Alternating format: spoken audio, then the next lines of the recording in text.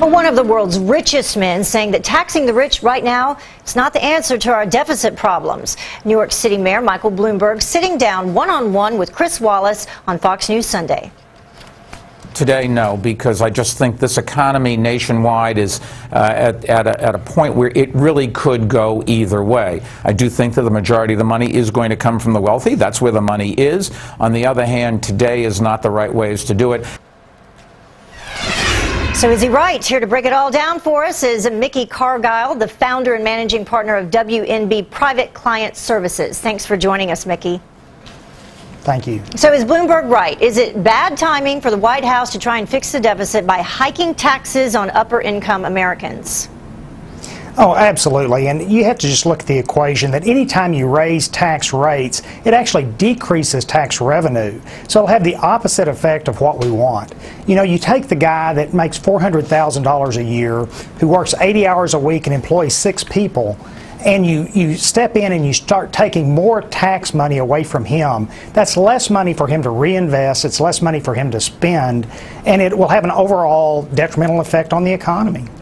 I want to ask you about these numbers. Recently, the Wall Street Journal analyzed what marginal tax rates would yield at the upper brackets if 100% of income were taxed, no assets moved around, and even if we were to tax 100% of the income of the top 1% in America, that would apparently yield only $938 billion in revenue. That doesn't even pay for a quarter of President Obama's 2012 budget. Has he seen those numbers? Is he just ignoring them, or does he just not believe them?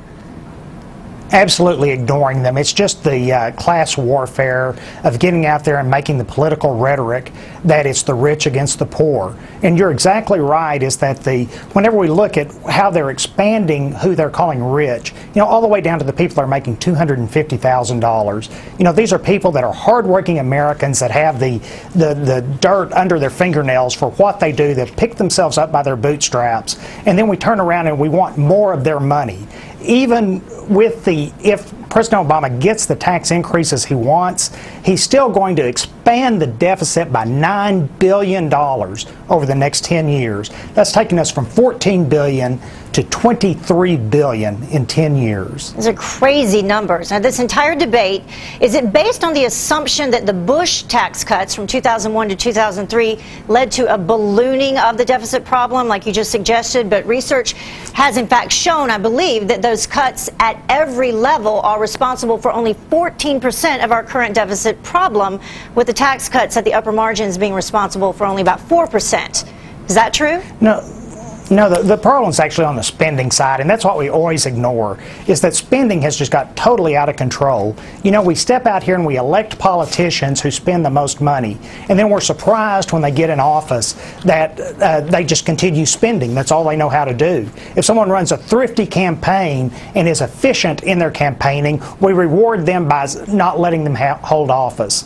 So, you know, it just comes down to the point that there's two sides to the equation. There is the tax revenue, but there's also the spending side. And we have to send that message that we're out of money. You have no more money to spend. Yeah, you can't tax and spend. I want to go back to a point that you just made earlier.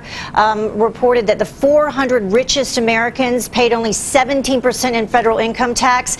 How can you really compare, say, a dentist, maybe $250,000 a year, to, you know, Warren Buffett, who the president actually mentioned in his speech, worth about $50 billion. So is there some discrepancy there? Oh, absolutely. And again, it's just the gamesmanship of the rhetoric. You know, I can't help it that Warren Buffett feels guilty that he games the tax system so that he takes all of his income as dividend income and pays a lower tax rate. I'm not taxed at 14%. I pay the full maximum tax rate. And every day I'm working, a third of my money goes to the government. Now, that's fine. That's my fair share. But you can't have any more. And I think that whenever you try to apply Warren Buffett all the way down to the guy that makes $250,000, you're just totally missing what is America. You know, we need small businesses to hire more people. And if you raise my taxes, I simply have to start laying off people and quit hiring people. Yeah, absolutely agree with you. I do not compare to Warren Buffett's income. Thank you very much. We appreciate you joining us. And be sure to My pleasure. Thank you.